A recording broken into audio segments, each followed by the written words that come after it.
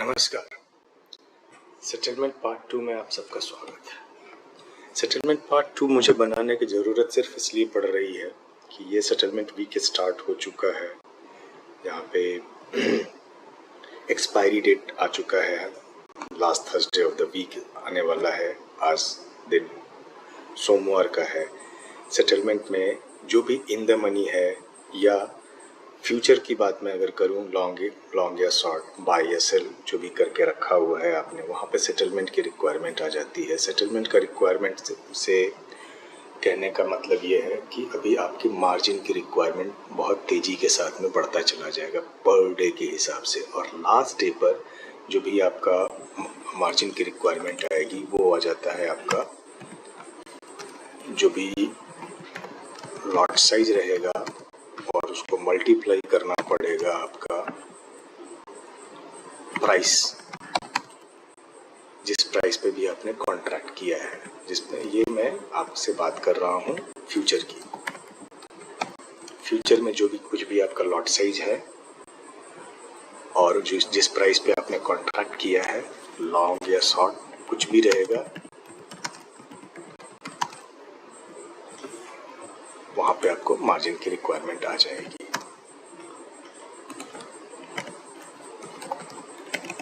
Future long का मतलब हो गया कि आपने बाई किया हुआ है। डिलीवरी आपको अपने डीमैट में लेनी होगी, डीमैट अकाउंट। शॉर्ट की जब आप बात करोगे, इसका मतलब है कि आपने सेल किया है, यहाँ आपको डिलीवरी आपको अपने डीमैट से देनी पड़ेगी। क्योंकि आज के डेट में T+1 सेटलमेंट हो गया है, तो कहीं और से लेकर के आने का टाइम बहुत ज़्यादा नहीं रह जाता है। यहाँ पे आपके डीमैट में अगर शेयर्स नहीं है तो आपके लिए बहुत बड़ी मुसीबत हो सकती है। वो ऑक्शन के लिए जा सकता है। ऑक्शन की मैं एक पूरा वीडियो बनाऊंगा आपके साथ में, लेकिन अभी मैं ऑक्शन पे नहीं जा रहा हूँ। वो भी सिर्फ सेटलमेंट के लिए जा रहा हूँ कि जैसे ये फ्यूचर का हो गया। अगर सेम चीज़ मैं अगर ऑप्शन में जाता हूँ, जो कि हमारा टॉपिक है, क्योंकि मैं ऑप्शंस के ऊपर में ही ये मेरी पूरी सीरीज़ है। ऑप्शंस में मैं बेसिक्स की चीज़ें बता रहा हूँ। ये थोड़ा सा एडवांस लेवल आ गया क्योंकि ये वीक भी आपका आ चुका है सेटलमेंट को लेकर के। ITM मतलब हो गया इन द मनी। मनीनेस पे अगर आप जाते हो, अगर इन द मनी आ गया आपके लिए, तो वहाँ पे आपका मार्जिन की रिक्वायरमेंट बढ़ जाएगी। बहुत से बेसिक इन्फॉर्मेशन के साथ में या बहुत ज़्यादा एविड ट्रेडर नहीं रहते हैं। वो उनको लगता है कि अगर हमने प्रीमियम पे कर दिया है तो वो पूरा अमाउंट हमने पे कर दिया है एज ए बायर, कॉल या पुट किसी का भी, और वो अगर इन द मनी आ गया और सेटलमेंट वीक आ गया तो वहाँ पे ब्रोकर जो है आपसे मार्जिन की रिक्वायरमेंट स्टार्ट कर देगा। तो आप परेशान हो जाते हो कि भाई मेरे पैसे कहाँ चले गए, मैं ट्रेड क्यों नहीं कर पा रहा हूँ, मेरे पास में हर रोज़ थोड़े से पैसे हैं, कम पैसे हैं और ब्रोकर मुझे ट्रेड नहीं करने दे रहा है। तो सबसे पहले जा करके अपने ऑप्शन में देखिए कि वो इन द मनी हो गया क्या। इन द मनी में का मतलब है कि कॉल बायर अगर हो तो आपका इन द मनी कब आएगा। आपने कॉल बाई किस लिए किया था कि प्राइस इंक्रीज होगा तो आपका बेनिफिट होगा, ठीक है। आपका स्ट्राइक प्राइस आप थोड़ा सा सोचते हुए इसको चलना, क्योंकि इसके अंदर में कंफ्यूजन अगर कुछ भी रहेगा तो अगर आप केवल मेरी बातें सुनोगे या लिखा हुआ देखोगे तो शायद अंडरस्टैंडिंग में थोड़ा 1-2 बार वीडियो देखना पड़ जाएगा। अगर एक बार में देखना है तो वहाँ पे देखना पड़ेगा कि स्ट्राइक प्राइस और मार्केट प्राइस का डिफरेंस किधर आ रहा है, पॉजिटिव आ रहा है या नहीं आ रहा है। अगर पॉजिटिव नहीं है तो इन द मनी नहीं रहेगा, क्योंकि पे ऑफ की बातें हो रही हैं। ऑप्शन ट्रेडर के लिए इसमें समझने की ज़रूरत पड़ेगी। अगर मार्केट प्राइस हायर साइड पर है और आपका स्ट्राइक प्राइस नीचे है, ये तो मैं आपको इसको ऐसे लिखूं तो ज़्यादा आपके लिए अंडरस्टैंडिंग के लिए आसान हो जाएगा।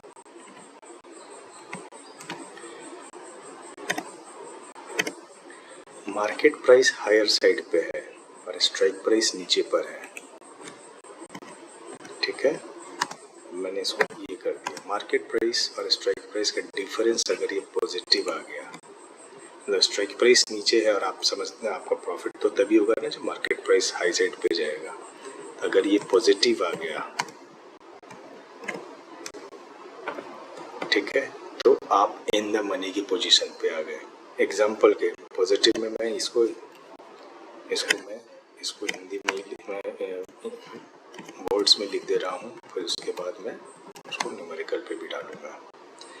मार्केट प्राइस अगर 1200 है और आपका स्ट्राइक प्राइस 1000 का है, एग्जांपल के लिए, क्योंकि पुराने वीडियोस में मैंने इसका ही रखा है, तो ये 200 रुपये प्लस आ गया आपके लिए, तो ये इन द मनी का केस आ गया। ITM कहते हैं इसको, that is called in the money. बहुत से फैंसी चीज़ें मैं यूज नहीं कर रहा हूँ, बेसिक की वाली चीज़ें हैं। सेटलमेंट वीक में इंटर होने के बाद में अगर आप कॉल बायर हो और आपका इन द मनी के में पोजीशन है, तो आपके मार्जिन की रिक्वायरमेंट डेली बेसिस पे आपका ब्रोकर वहाँ पे जा कर के आपसे मार्जिन की रिक्वायरमेंट करता रहेगा। इस बात को आपको बहुत जल्दी, जितनी जल्दी आप समझ जाओगे तो आपके लिए आसान होगा, क्योंकि जो कॉन्सेप्ट है, कॉन्सेप्ट के हिसाब से अगर आप इन द मनी पोजीशन पे आ गए हो तो कंपल्सरी डिलीवरी की बात हो रही है। अगर आप स्टॉक्स में ट्रेड कर रहे हो तो कंपल्सरी डिलीवरी के लिए वो चीज़ जाएगी। कंपल्सरी डिलीवरी के अंदर में आपको जो कॉन्सेप्ट है, जो इसका बेसिक चीज़ है, वो वहाँ पे आपको डिलीवरी अपने डीमैट अकाउंट में लेनी होगी। आपको आउट ऑफ द मनी में इसकी कोई रिक्वायरमेंट नहीं होगी। अगर इसको रिवर्स पोजीशन पे कर दो कि अगर स्ट्राइक प्राइस आपका 1200 का और मार्केट प्राइस 1000 का, तो आउट ऑफ द मनी है कॉल बायर के लिए, तो फिर ये इसका कोई मतलब नहीं बनता है। ये चीज़ अगर मैं पुट के लिए लेके चलूँ, सेम एग्जांपल पुट के लिए, तो ये OTM हो जाता है, आउट ऑफ द मनी। ये एग्जांपल, तो पुट वालों के लिए अगर ये सिचुएशन है कि मार्केट प्राइस 1200 है और ये आपका 1000 का आ रहा है, तो इन द मनी है, तो पुट में तो ये बिल्कुल ही आउट ऑफ द मनी हो जाएगा, ठीक है। क्योंकि आप ये आपके पॉजिटिव होने में पुट में तो ये नेगेटिव हो जाता है, क्योंकि ये आपका नेगेटिव साइड पे चला गया है। क्योंकि आप सब समझ रहे हो कि आपका पुट में जब आप लेके जाते हो तो आपका कंडीशन क्या रहता है कि मार्केट अगर नीचे जाएगा तब जा कर के आपको प्रॉफिट होगा, ठीक है। अगर मैं यहाँ पे पुट की क्लैरिफिकेशन के लिए जाऊँ, पुट में इन द मनी कब होगा, पुट ITM कब हो सकता है,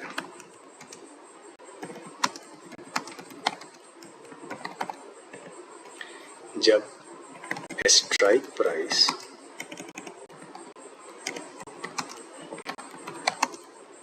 माइनस मार्केट प्राइस होगा तो, क्योंकि आपका क्या रहता है कि मार्केट अगर नीचे जाएगा तो पुट में जब आएगा तभी वो इन द मनी होगा। पुट बायर की बात कर रहे हैं।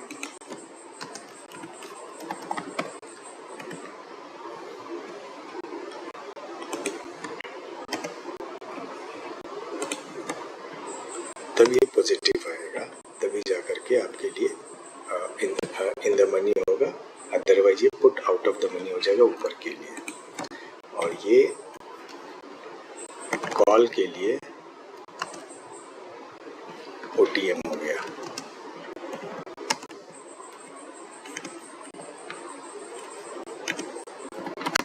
Out of the money.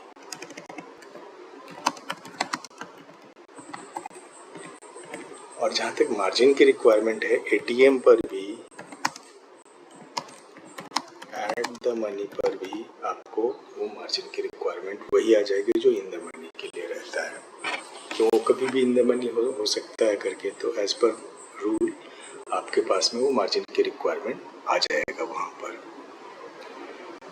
I hope ये वीडियो आपके लिए क्लैरिफिकेशन दे रहा है, क्योंकि ये वीडियो पार्ट 2 मुझे बनाने की सिर्फ इसलिए ज़रूरत पड़ रही है क्योंकि वीक जो है ये स्टार्ट हो चुका है आपके यहाँ पर। मैंने पुराने वीडियो में ये चीज़ को वर्बल बताया था। In case of put option when contract price है strike price is greater than spot price, वो जब वो ज़ीरो इंट्रिंसिक वैल्यू की बात हो रही है यहाँ पे, क्योंकि जैसे जैसे आपका एक्सपायरी वीक स्टार्ट होता चला जाएगा वो वैसे वैसे ही आपका इंट्रिंसिक वैल्यू इंक्रीज होता चला जाएगा या डिक्रीज होता चला जाएगा। टाइम वैल्यू तो डेली बेसिस पे डिक्रीज हो, टाइम वैल्यू डिक्रीज होता जा रहा है, जीरो की तरफ बढ़ रहा है, और जो कुछ बचेगा वो आपका इंट्रिंसिक वैल्यू बचेगा। वो जो डिफरेंस है आपका, ये जो डिफरेंस है,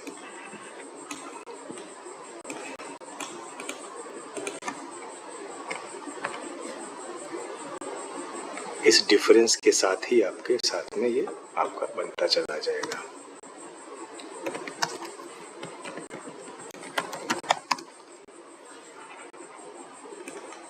तभी ये इन द मनी आएगा। ये पुट बायर के लिए, और बायर के हिसाब से ही कैलकुलेशंस होते हैं, ठीक है। क्योंकि मार्जिन की रिक्वायरमेंट है, आउट ऑफ द मनी के लिए मार्जिन की रिक्वायरमेंट नहीं आएगी, नो मार्जिन।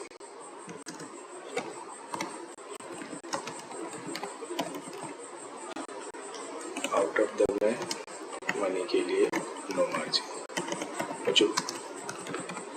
जो आउट ऑफ द मनी है उसके लिए किसी तरह के किसी मार्जिन के लिए मार्जिन की रिक्वायरमेंट नहीं आती है। इस चीज़ को आपको ध्यान में रख करके ट्रेड करना पड़ेगा, क्योंकि सेटलमेंट वीक आ रहा है तो ब्रोकर आपसे पैसे मांगने की मांगता चला जाएगा, आपके अकाउंट को ब्लॉक करता चला जाएगा। अगर आपके पास में आ जाए, अगर आप सेलर बैठे हुए हैं, अगर आप डिलीवरी नहीं दे रहे हैं, आपके अकाउंट में जो डिलीवरी देने की बात है आपके शेयर्स नहीं है, तो फिर वो आपका ऑक्शन पे चला जाता है, उसमें हेवी पेनल्टी रहता है।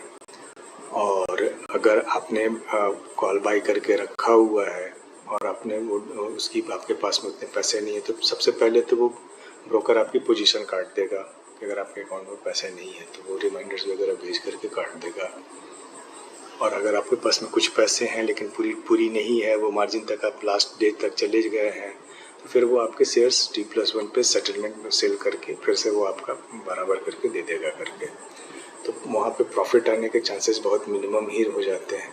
थोड़े बहुत चांसेस रहेंगे कि अगर आप बहुत ज़्यादा आप डीप इन द मनी है करके तो थोड़े बहुत प्रॉफिट आ जाएगा, लेकिन उतने प्रॉफिट नहीं आएगा। अगर इन द मनी है तो इसका मतलब है इन द मनी के में आपका तो प्रीमियम प्राइस भी तो हायर साइड में रहेगा। तो आपके पास में एक ऑप्शन रहता है कि आप अपनी पोजीशन स्क्वायर ऑफ कर दो। पोजीशन स्क्वायर ऑफ कर सकते हो आप, पहला ऑप्शन तो ये है। लेकिन अगर कोई स्टॉक ऐसा है जो कि बहुत तेजी से ऊपर की तरफ जा सकता है, डीप इन द मनी की तरफ जा सकता है, 1000 रुपये के स्ट्राइक प्राइस पे अपने कॉल बाय करके रखा है, वो 1200 है, कल 1300 हो रहा है, 1400 हो रहा है, अब डेली बेसिस पे 100 रुपये बढ़ रहा है, 25%, 30%, 50% और इंक्रीज होता चला जा रहा है आपको। तो वहाँ पे आप थोड़ा बहुत पैसा डालते हुए उसको बेनिफिट लेते रहने की कोशिश आप कर रहे हो मार्जिन की रिक्वायरमेंट के हिसाब से, क्योंकि आपका जो कॉन्ट्रैक्ट साइज है उसका पूरा पैसा एक्सपायरी डे के दिन पे चाहिए होता है, और आपको लगता है कि बहुत ज़्यादा बढ़ता चला जाएगा करके, तो फिर आप नेक्स्ट वीक में जा कर के अपनी पोजीशन बना सकते हो उससे, क्योंकि उसका फिर प्रीमियम हायर साइड पे ही चला जाएगा। तो सेटलमेंट वीक में मैं इस वीडियो का बनाने का बेसिक पर्पस यही है कि सेटलमेंट वीक के अंदर में आपको ये चीज़ समझनी पड़ेगी कि जब मनीनेस में आ जाता है, पॉजिटिव आ जाता है, तो इन द मनी अगर आ जाता है तो आपको मार्जिन की रिक्वायरमेंट है। इसे बार बार रीइटरेट इसलिए कर रहा हूँ कि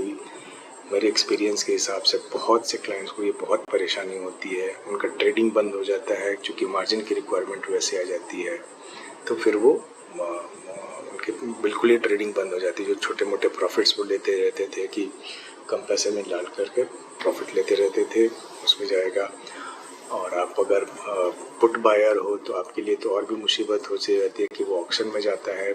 ऑक्शन जब तक नहीं होता है तब तक आपके अकाउंट में पैसा ब्लॉक करके रखा जाता है।